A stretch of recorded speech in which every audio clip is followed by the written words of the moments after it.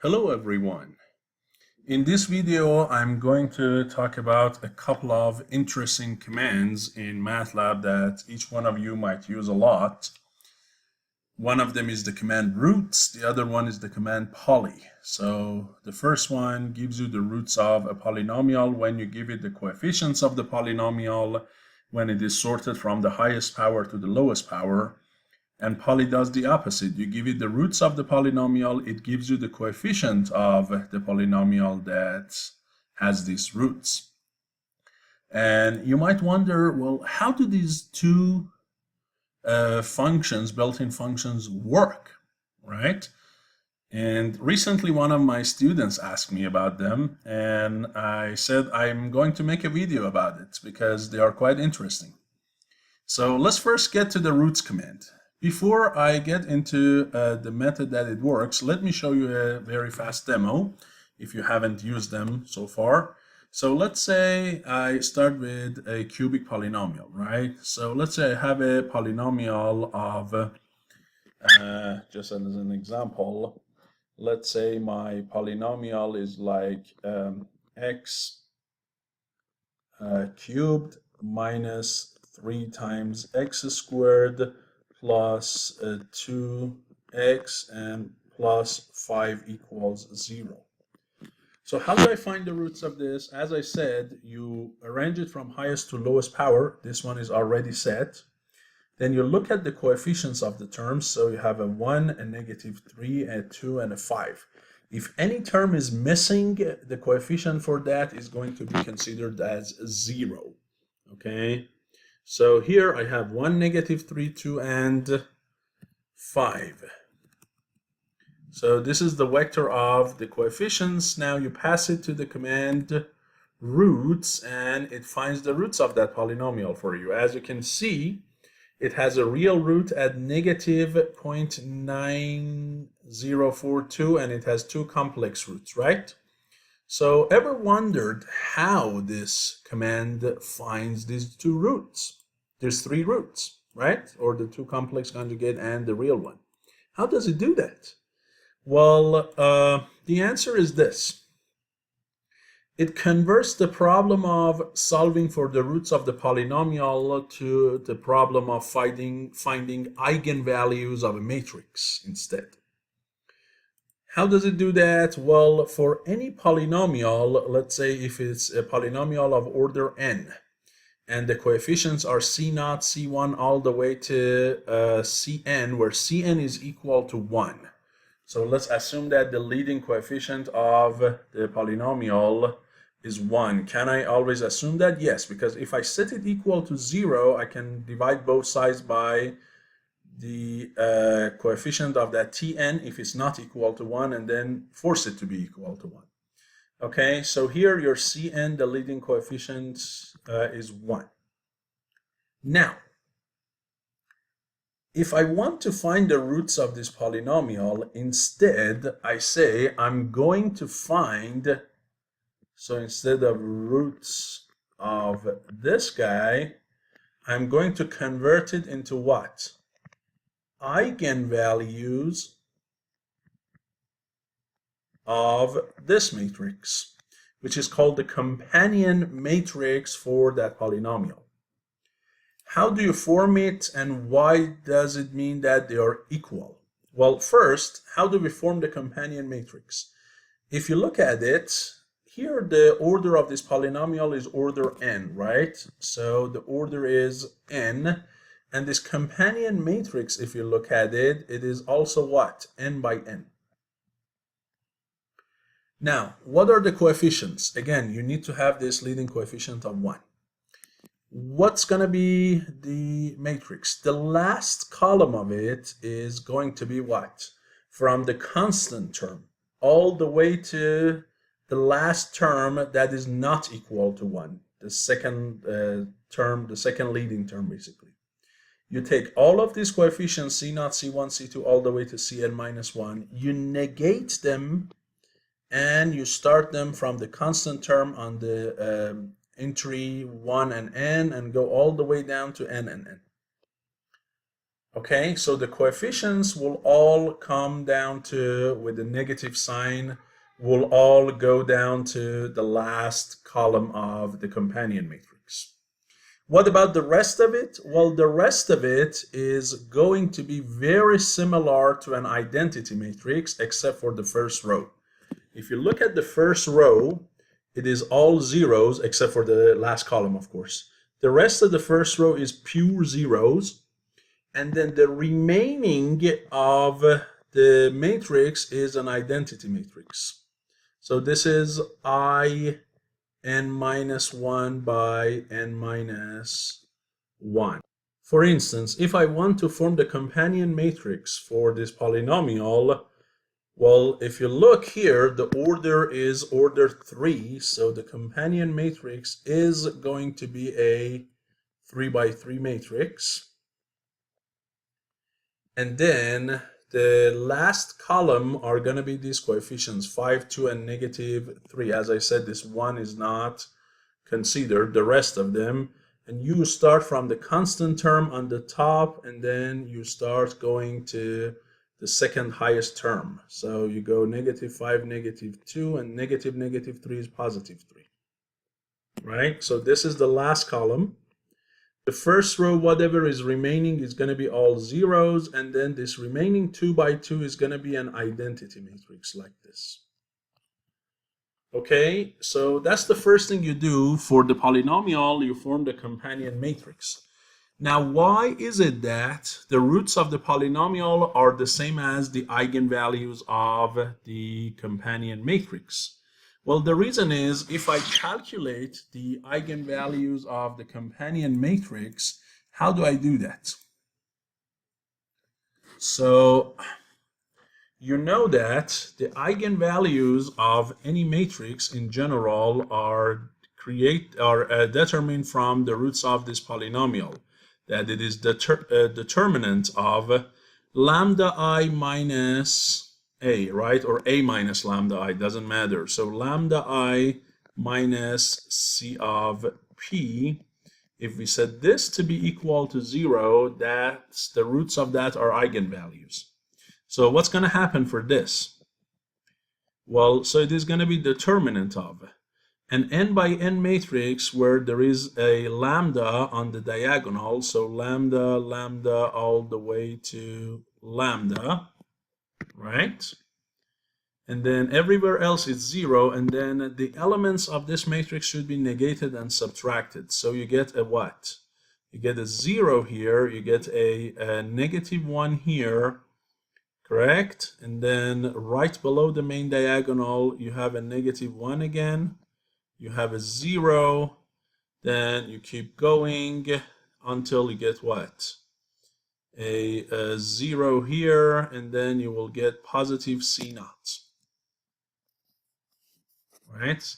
Let me also add an extra lambda here for this column n minus 1.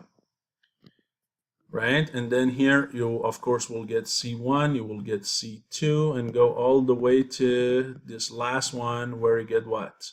Plus Cn minus 1, correct? And everywhere else, since it is all 0, so you don't have any problem here, you will get a negative 1 again. So all along this line below the main diagonal is all negative 1. Everywhere else is just pure zeros.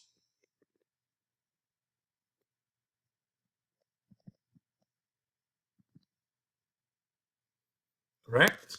So determinant of this guy has to be equal to 0, and if you calculate this, now this matrix is not upper triangular or lower triangular, okay? But if you calculate the expansion of this matrix with respect to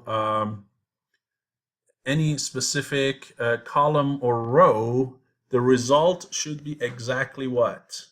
This guy. For example, you can use the expansion with respect to the last column. So if you do expansion with respect to the last column, what would you get? You will get this element C0 times what?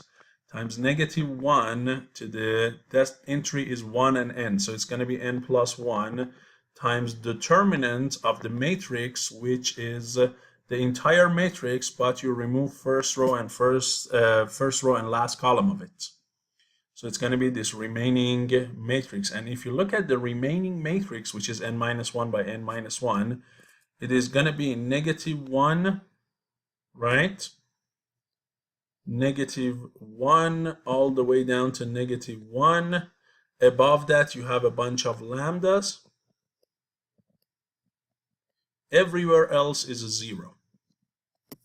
So that is element 1, 1.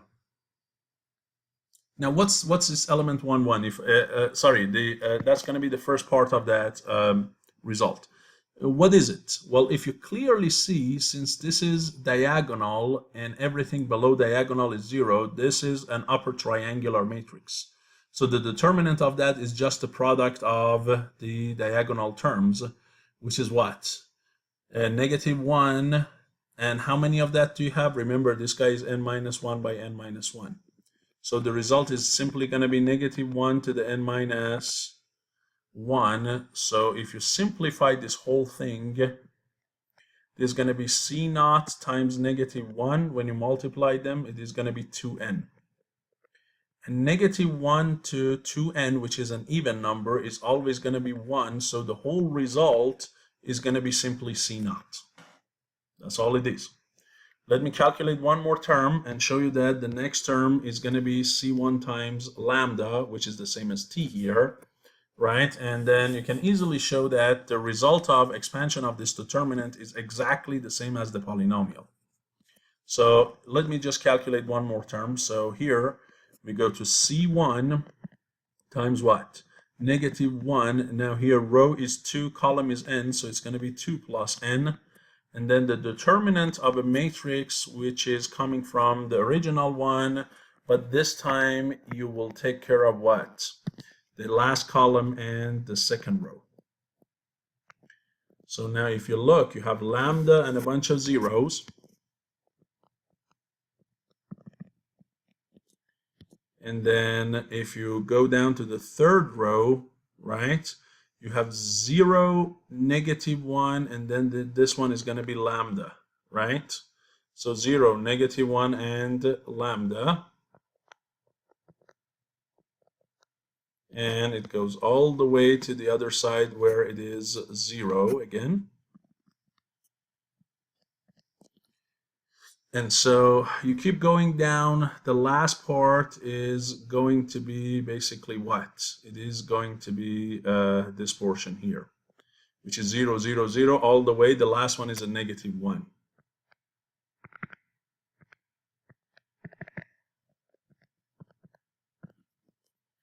So now your main diagonal is this, which has all of these negative ones on it, except for the first one, that is lambda. And remember, the dimension of this guy is n minus 1 by n minus 1. So how many -1 do you have? -1 to the n minus 2. And of course times lambda. Why? Because this matrix is again upper triangular. Below diagonal is all 0. So the determinant is just the product of diagonal elements.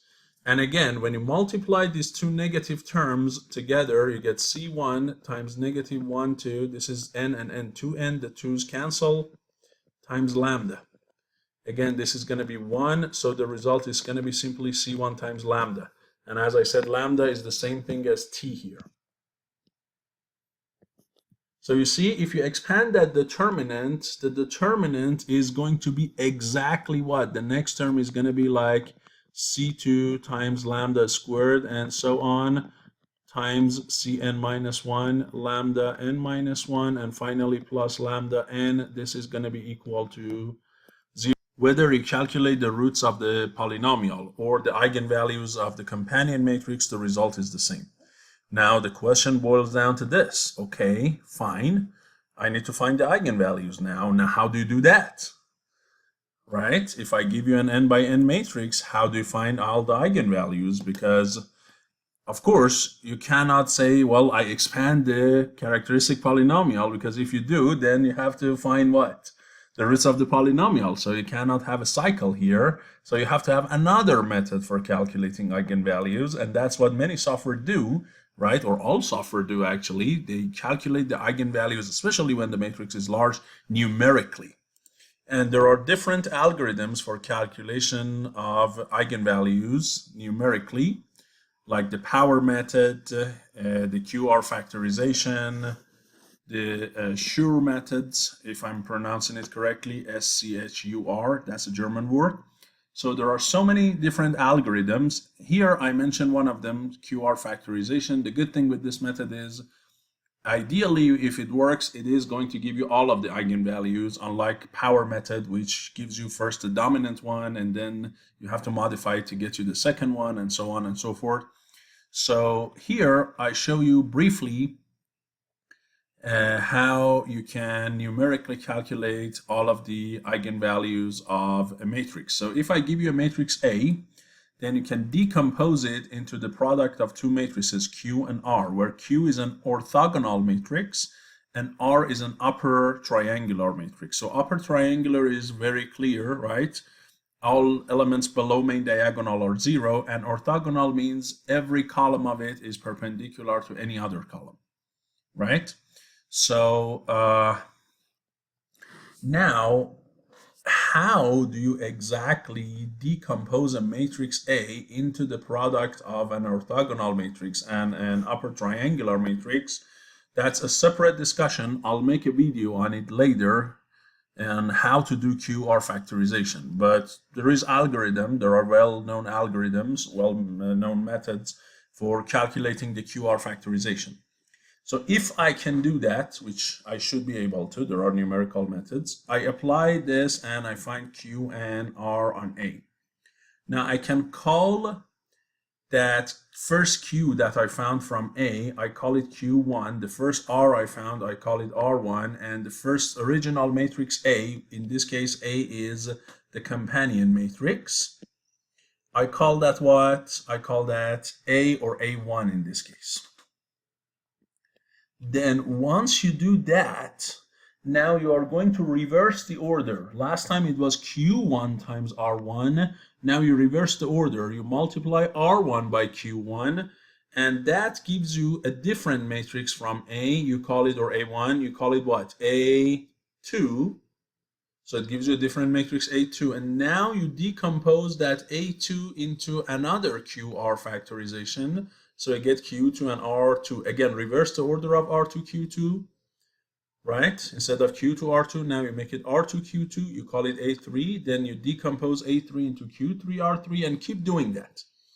And if you do this enough of times as you do the QR decomposition and then reverse the order and multiply, if you do that when the number of times you do this operation goes to a large number, then the final result AM, this guy here, is going to what? Approach what? The eigenvalues of that is going to approach the eigenvalues of A. Now, what's special about this AM matrix? Because, okay, you say, fine. Now, instead of finding eigenvalues of A, I have to find eigenvalues of AM, right? So is finding eigenvalues of AM any easier than A? Yes, it is. What's so special about AM? The special thing is this AM is going to be converted into a triangular matrix. So AM becomes what? Triangular when M is increasing. And when it's triangular, then eigenvalues of AM are going to be what? Are going to be diagonals of AM. So you just need to look at the diagonals of AM. Those are the eigenvalues of AM, and those are going to be very, very good approximations for eigenvalues of A, which if A is the companion matrix, that means they are going to be the roots of the polynomial. So let me show you that in practice. So here I'm going to, since I want to deal with real numbers first, and then if you want I can show you complex numbers, but right now let's just assume very simple polynomial with 3 real roots of, let's say, 1, 2, and 3, right? So if you have 1, 2, and 3, then your coefficients of that polynomial are going to be what? It's going to be poly of 1, 2, and 3, right? How does this poly work? Well, we'll see. That's another interesting command. So the coefficients of the polynomial are going to be 1, negative 6, 11, and negative 6. So it's lambda cubed minus 6 lambda squared plus 11 lambda minus 6 equals 0. That's the polynomial, correct? So if I say roots of this answer, correct? Definitely the roots of this polynomial are going to be what? 1, 2, and 3. So now what is the companion matrix? If I call the companion matrix A for that special case, so I'm going to use a little bit different than this one, right? As I said, I am going to use 1, right? Negative 6, 11, and negative 6. So this is what I have here.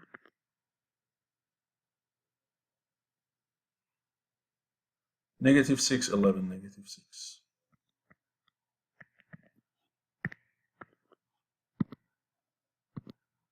So this is my polynomial. And the roots of it, I know that they should be what? 1, 2, and 3. Now let's see if we can find it using what we just discussed. So first I formed a companion matrix. And if you remember, this portion of it is the same. This portion is going to change. And these numbers are from the constant term. You negate it, so it becomes 6. Then 11 becomes negative 11. Then negative 6 becomes 6 again. So this is my companion matrix. 2 zeros and 6. And then you have a 1 and 0 and negative 11, and then a 0, a 1, and a 6, right? This is my companion matrix. Now, what should I do to this companion matrix? The eigenvalues of this matrix should be the same as what? The root. So if I run the command eig on this, you clearly see the eigenvalues of this are exactly the roots of the polynomial. But how do I find them? Well, that's what I said, use QR factorization. So if you don't know how to use the command QR, you can just look it up, but MATLAB has a built-in function for that. So you just say Q and R equals QR of A. Okay, so let's do that. So here, instead of me iterating through a few iterations, I wrote a very simple code. I started with the same matrix, and I applied the QR decomposition on matrix A, and then reverse the order, form the new matrix, and keep doing that for 100 times. And if we do it 100 times as we did, now if you look at the AM matrix, really, the last version of matrix A after 100 iterations, you clearly see it is an upper triangular matrix, and if you look at the diagonal elements, they are what? 3, 2, and 1, which are the roots of the polynomial. So hopefully now you got a better idea of what MATLAB does to calculate the roots of any polynomial, forming the companion matrix and then using one of the algorithms for calculating numerically the eigenvalues of the companion matrix. I showed you one using QR factorization. So that's the command roots. Now there is a command that does the exact opposite of that, poly. I told you, you give it the roots of the polynomial, it gives you the coefficients of the polynomial. Now this one is not as complicated, but still interesting, right? Because let's say here, if the roots are again 1, 2, and 3, how do you get those numbers 1, -6, 11, and -6? Well, the thing that you need to form is P of, now you can say x, t, or lambda, doesn't matter, P of x, let's say, is equal to what? X minus the first root, which is 1, times x minus the second root, which is 2, times x minus the third root, which is 3. Now, you clearly, if you multiply these together, you'll get what? That exact same thing that we had, right? Which was x cubed minus 6x squared, then plus 11x minus 6, correct? So that's how you get the coefficients. Now that might not be too much revealing, so what I do instead of 1, 2, and 3, I would change the roots, if you don't mind, to A, B, and C. And consider the roots to be some parameters. Now what's going to happen? If I multiply them together, you will get x cubed minus, or if you want, you can say plus, negative a, negative b, negative c, or sum of the roots, times x squared plus the product of every two terms. So it's going to be AB plus AC plus BC times X, and then minus, or you can say plus, minus A times B times C. So if you consider the roots to be what? Completely parametric like this, then these are the coefficients of that polynomial. The leading one is 1, as we had. The first one is sum of the roots with a negative sign. The second one is product of the roots, every two of them, and then adding all different scenarios together. And the last one is the product of all roots with a negative sign. Correct? Now, why negative sign? Because here the power is 3. If I had 4 terms, then I expect this to be positive A times B times C times D. Right? This guy is still going to be negative, right? So if you say x minus A times x minus B times x minus C times x minus D. Well, if you look, the cubic term is x cubed, and it is going to be multiplied by D, or this one is x cubed negative A. So if you do that, again, it should be 1 times x4. This term is going to be similar. It's going to be negative A, negative B, negative C, negative D times x cubed. Now, the term for x squared, if you look at it here, you have x squared, and the constant here is CD. So it is going to be, again, the product of every two terms, but now you have to select 2 terms out of 4 terms. So the number of combination is going to be 6 scenarios instead of 3 scenarios, right? So it's going to be like AB plus AC plus BC plus BD plus AD, and then plus CD, correct? That is times x squared. Now, when it comes to x cubed, x, when it comes to x, now you have the product of each 3 terms with a negative sign. So it's going to be negative ABC. So now it's selection of 3 out of 4. So you have 4 scenarios. Negative ABD, negative ACD,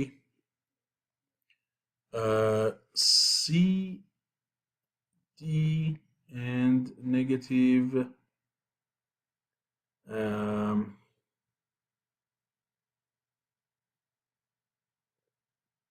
the order doesn't matter, right? So you have A and B with C, A and B with D, and then A and C with D, and I guess that's it, right?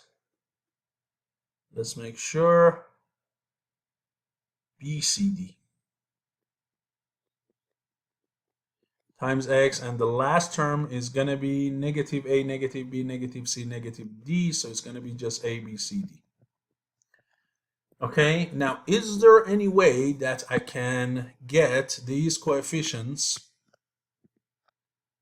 for what? For any arbitrary order of polynomial or for any arbitrary number of roots? Is there an algorithm to get these coefficients and generalize these formulas that I see into something that I can easily calculate them? The answer is yes. And how do you do it? Let me show you. So here is that recursive formula that you can use to get all of the coefficients. Here your x is the vector containing all of the roots. Okay, and then c is going to be the vector containing all of these coefficients. So c is going to be the coefficients of the polynomial from highest to lowest power. X is the vector containing the roots. How do you get the final set of coefficients for the polynomial? You follow this formula. So let me apply this formula so you exactly know how it should be done. So just remember the scenario for 3 roots. Remember what the coefficients should be. So now I'm going to apply that same thing. So I say now my x vector, if you don't like to call it x, I can call it something else, right? I can call it, for example, r, because that's the roots. Let's not call it x. So the root vector is going to be what? A, B, and C. These are the things that I pass to MATLAB. And then I call the command poly on this, and then it gives me all of these coefficients, one, this negative, that one, and that one. How does it do it? It says what? It says this is the update equation, but first you have to start it. So the first thing that you start for C, you start the vector C with 1 and the rest of it is going to be 0. How many? Well, if the number of roots you pass to it is n in general, right? If this R vector here is an n by 1, okay, then how many coefficients do you have to calculate? Well, you see, if the order is 3, you have 4 coefficients. If the order is n, you have n plus 1. So this guy is what? N plus 1 times 1. So the first one is 1, and then you have n zeros.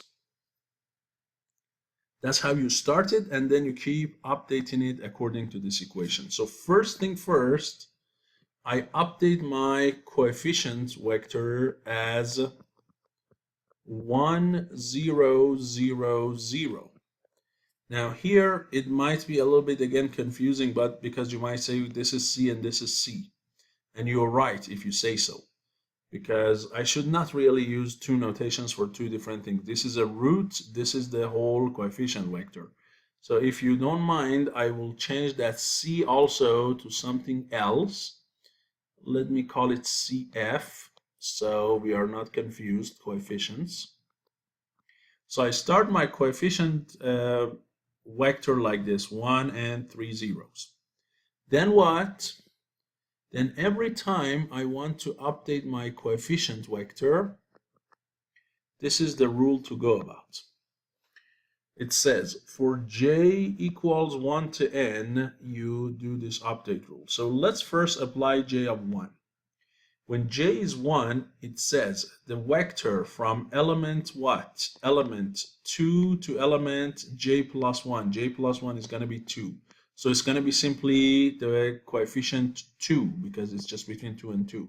So it says the element 2 of the coefficient vector, which is this guy, should be what? Should be whatever it was minus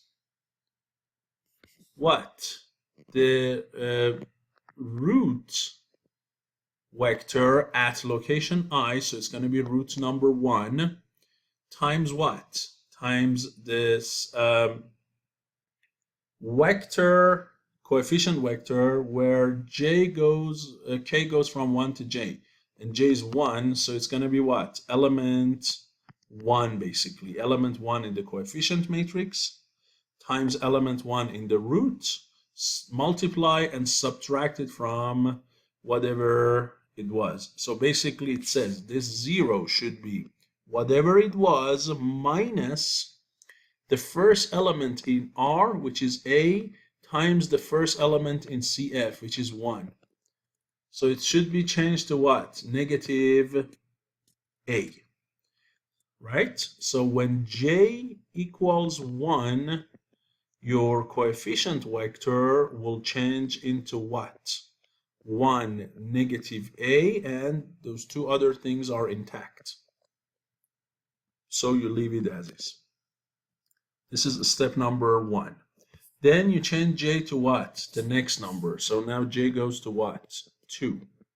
When that's 2, now here your k goes from 2 to j plus 1, but now j is 2, so j plus 1 is going to be what? J plus 1 is going to be 3. Correct? Let me do a little bit of cleaning here.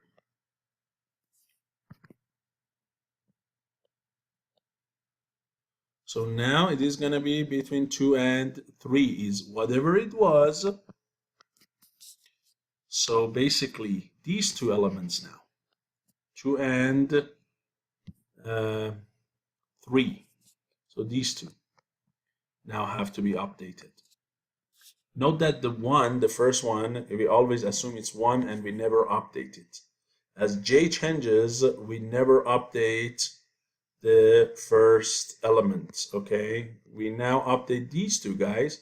It says they're gonna stay, these two are going to stay whatever they were minus the second element in R, which is B, times the same vector but shifted 1 unit behind. So basically this guy, which is 1 and negative A. So they become what? They become what? Negative A minus B. And this one becomes what? 0 minus B times minus A. So it's going to be positive AB. So now these two elements, these two guys, should change to this one. So your coefficient matrix becomes 1, negative A, negative B, A, B, and the last one is not touched, so it is going to stay at 0. And finally, when j goes to n here is 3, so j becomes 3. Now your coefficient vector should be touched between 2 to j plus 1, but j is 3, so it is going to be touched between what? 2 and 4. So now you look at the elements 2 to 4. So now you are going to change all 3 of them. And the vector containing these is going to be whatever it is now minus the third element in the root, which is this one, times the same vector shifted 1 unit to the left, which is this guy. So instead of this vector 2 to 4, now that third element is multiplied by CF 1 to 3. So let's do that.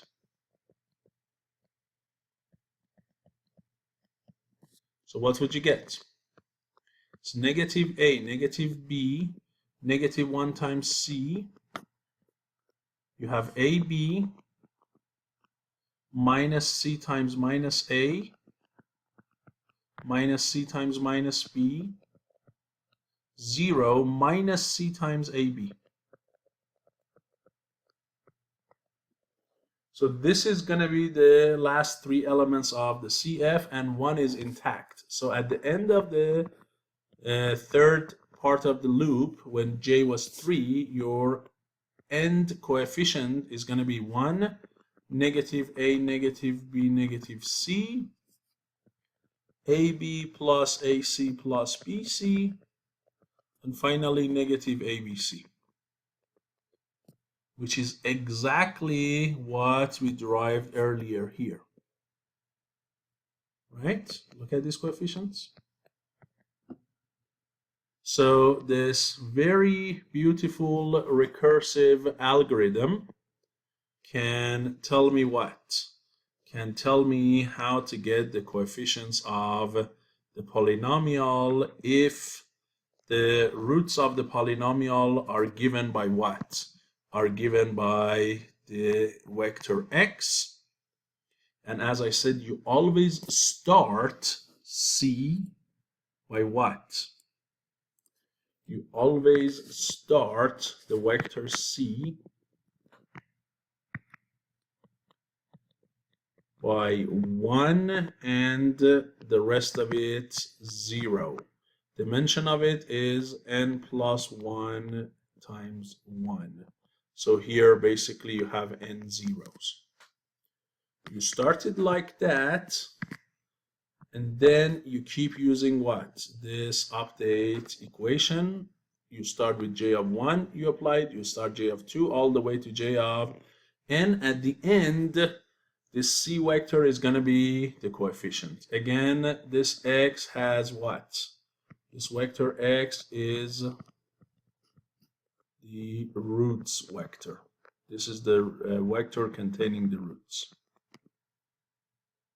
Right? So this is how the command poly works. That's the recursive algorithm. So hopefully now you know how these two very nice commands that you might use a lot in daily applications of MATLAB work. Thank you so much for your attention, and I will see you in my next video.